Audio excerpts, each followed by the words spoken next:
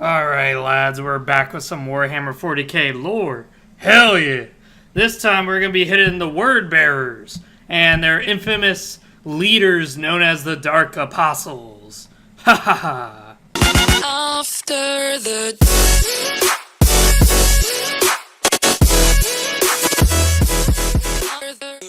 So the Word Bearers, as of 40K. So let's talk about what they specialize in, because that's the biggest thing that I don't think anyone really touches upon.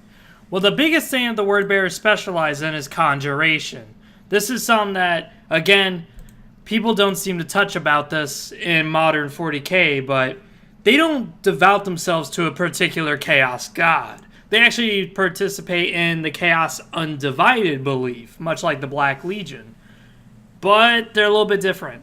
So Black Legion uses mostly Astartes to win their wars. The Word Bearers don't do that. They actually believe in using demons to do most of their work and to bless them with their divine strength into battle. So what this means is that their Astartes are usually possessed. They usually openly give their souls up to a demon in the midst of battle. So expect a lot of demons in their armies. And this is what makes them arguably potent against other Chaos Legions, is that you have the Emperor's Children, who are devout followers of Slaanesh. Then you have the World Eaters, who are devout followers of Khorne. Then you got the Death Guard, devout followers of fucking Nurgle. Well, the Word Bearers have an advantage over all of these legions in the sense that they are a representation of all of them united. Now, they do not do the battle strategies that each particular chapter does, so that's kind of a downside. But on the flip side, they do have every demon at their disposal. So yes, you have a Nurgle Greater Demon in your command because you're Death Guard, but these guys have a Nurgle Greater Demon and a Khorne Greater Demon and a Slaanesh Greater Demon and a Tzeentch Greater Demon. They have all of that at their disposal. This makes them very powerful. And the most interesting thing about their specialization is that they are actually specialists in corruption. That's kind of odd. You would think it would be a Slaaneshi faction like the Emperor's Children. But no. These guys are actually really good at converting people to their faith. Now, they do not do what the Alpha Legion does, which is infiltrate you, and slowly but surely they're going to have agents everywhere and they're going to act in certain sabotage and saboteur ways. No. They do that, though. They do hide agents throughout the Imperium, and they do convert worlds. But they do it through the use of their Dark Apostles. And this is where we touch about what the fuck a Dark Apostle is. So a Dark Apostle is essentially the chaplain of the Legion. Now, being the chaplain of the Legion means that they boost morale. They keep the discipline. They keep the faith in the Legion. But they are also the only ones who are really able to become leaders of the Legion itself. So before I go further, let me clarify that claim. What do I mean by the fact that Dark Apostles are the only ones who could be leaders of the Legion? Well, the Council, since Lorgar is kind of off in the warp fucking himself with 4 gay buddies, also known as my fucking roommates, well, while Lorgar is off doing that, the Legion's kind of up to itself to lead them. So they formed a council. And of course the council is consistent of the oldest members of the Legion and the most influential. And of course, by coincidence, they're all Dark Apostles. So with that being said, that means that just about all Dark Apostles are the leaders. Now, I know what you're saying. Well, what are Dark Apostles? And we're going to touch back now on that. So, Dark Apostles, now that I gave you whiplash, Dark Apostles are essentially the chaplains of the Word Bearers. Now, you may think, well, what about the chaplains of the World Eaters? What about the chaplains of the Emperor's Children? They don't have any. Essentially, if you ever do see one, it's probably a Dark Apostle from the World Bearers Legion that just happened to come over there to aid his brothers in their faith. That does happen sometimes. Sometimes a Word Bearer will just decide to aid a war host or a war band of whatever followers. And that's also how they could recruit if so Warband is so inclined to join the Word Bearers, although they probably wouldn't. But either way, the Dark Apostles go about converting people to their faith, which is the faith of the ruinous powers, the 4 Chaos Gods. You know them: Fat Boy, Rage Boy, Femboy, and Sneaky Boy. So, with those 4 gods in mind, that's who the ones that they usually convert you to. Now, with that being said, they're kind of the Inquisition's like worst enemy, because here they are, they're the ones who spread the corruption the most. They don't go to a planet and seek to kill 8 million people to feed their god like the World Eaters would. Instead, they go to your planet to make everyone want to kill 8 million people to satisfy the Chaos Gods. This is arguably the biggest corrupting force that Chaos has. Since, after all, they don't usually invade worlds, they convert worlds. That's a huge threat. This is the reason why the Inquisition usually has slave camps where they just take a whole planet and genocide them. Because there's no fucking way that they're going to take the risk that one of those people are a secret agent of a Dark Apostle. So with that being said, a Dark Apostle could be very powerful, or he could just be a rallier, a chaplain, more or less. And this is why the only way that you're going to tactically ever eliminate the Word Bearers in an open battle is by killing the Dark Apostle. Because the Dark Apostle has a certain trait on tabletop that he gives to all the Word Bearer units, which is that any morale check that you're going to take and you fail, you get to re-roll, which is very fucking OP. Because now your cultists, who have no armor, they have literally pistols for weapons, they're basically civilians who are mad. Well, half of them just got annihilated from one focused fire effort from another chapter, or legion, or just Imperial Guardsmen. This would send them fucking running for the hills.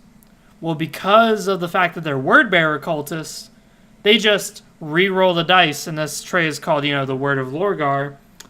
But, realistically, this is due to the Dark Apostles, not the fact that they're Word-Bearers. This is the Dark Apostles rallying their forces and making them such fanatic devotees to the Chaos Gods that they are willing to powerhouse through the fact that 90% of them just got massacred in one shot and still reach the enemy in time. So really, the only way you're going to win the Word Bearers is by killing either all of them and then the Dark Apostle last, or killing the Dark Apostle first and then watch the rest of them scatter for the fucking hills. Now, killing a Dark Apostle is not easy, and that's a big problem. Because here they have the accursed Crozius. Now, if you know what a Crozius is, the Crozius is that giant mace weapon that chaplains have. Well, it doesn't look like a mace anymore when the Dark Apostles use it. Now, the accursed Crozius in tabletop is actually very fucking strong melee weapon. It actually hurts. It will kill your fucking units real easily. No joke. Don't get in melee with these guys. But, besides that, it is more or less a symbol of the favor that the Dark Gods have for the Dark Apostle who wields it. It also gives them protection. And, of course, it also links them deeper to the warp. It allows them to kind of have a grasp of real divinity. Now, there are certain things about the Dark Apostles I find interesting, which is that a Dark Apostle is kind of like a conduit for the Chaos Gods. So when they gather their little cults underneath the city, they'll sit there and they'll go, you were afflicted with such a disease? Let me communicate with the divine powers and let me heal you. Really, Nurgle is channeling through him and not curing him, but is lessening the severity of his symptoms to the point that they're almost non-existent. He's still infected, though, so he's still able to spread Nurgle's rot. This would be seen as divinity. This would easily convert me into your faith if you just cured my cancer. Hell yeah. But once you become a devotee to the Chaos Gods and the symptoms come raging back with ever worse symptoms, you're going to go, oh, God, I mustn't be doing something right. You're going to be devoting yourself harder to the religion. So immediately, the moment you're around the Dark Apostle, you're already thrown in his net. You are already tainted. So this is what I mean by the Inquisition really hates it when these guys are around. Now, interestingly enough, the Alpha Legion has issues with these guys. Because the Alpha Legion, every time when they're doing their own little spy rings and they're trying to take out a world, they have their own plans on how to do things. Well, converting a whole populace and making the Inquisition have to either destroy the planet or the planet just magically disappears into the Eye of Terror, that kind of goes against everything the Alpha Legion's doing. So this is why these two tend to typically battle, where you'll see an Alpha Legion agent all of a sudden grab a sniper rifle and try to snipe a Dark Apostle. And that's because they don't want their plans getting fucked with. At the same time, the Dark Apostle has tons of bodies. He's already laid out the groundwork. And more interestingly, the Dark Apostles are also the ones who summon demons. They know how to do it. They are not psychers all the time. Some of them are. But in initiating certain rituals, they can definitely do it.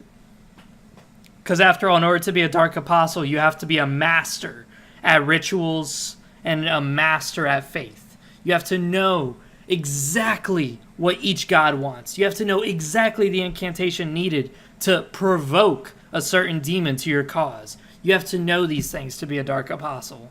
That being said, it's kind of interesting that we don't see a lot of these guys. I would actually love to see more of them.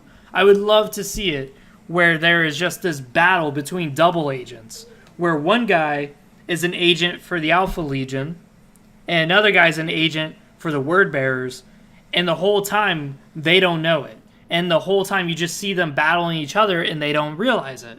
So the whole time they're just battling each other in the Hive City, constantly trying to shoot each other, not knowing who they are. But in the daily life, when they're not their secret agent selves, they work together all the time as Adeptus Arbites. And they don't realize that until the very end of their lives, that they work for Chaos, but two different entities of Chaos. That would be such an amazing movie. I'm telling you that now. Because they're both evil, but they both work for different sides of evil. Like here you have the Word Bearers, who are the evil of corruption. They will easily make you turn your faith and loyalties away from your allies. And then you have the Alpha Legion. They will easily cause destruction in your ranks, and you won't even know it. So that's something I find very interesting about the Word Bearers, is that they are very particular in the specialty of rallying troops through their ease of just corrupting you and also converting you to their faith. But they're also specialists at summon demons. Because again, they view Chaos with such high esteem that they willingly allow them to get taken over. This is something that the Iron Warriors would not like. Because mind you, the Iron Warriors view any sort of mutation and shit as a weakness. Whereas these guys, the Word Bearers, they're like, mutation? Corruption? Possession? Hell yeah, sign me up, boy. I want to get a giant tentacle squid head. Hell yeah. So, that is the Word Bearers lore. I hope you guys enjoyed. This is more or less their battle tactics and also their Dark Apostles lore. Besides that, put down in the comments down below what you guys think. Subscribe as always if you're new. And as always, see you guys next time. After the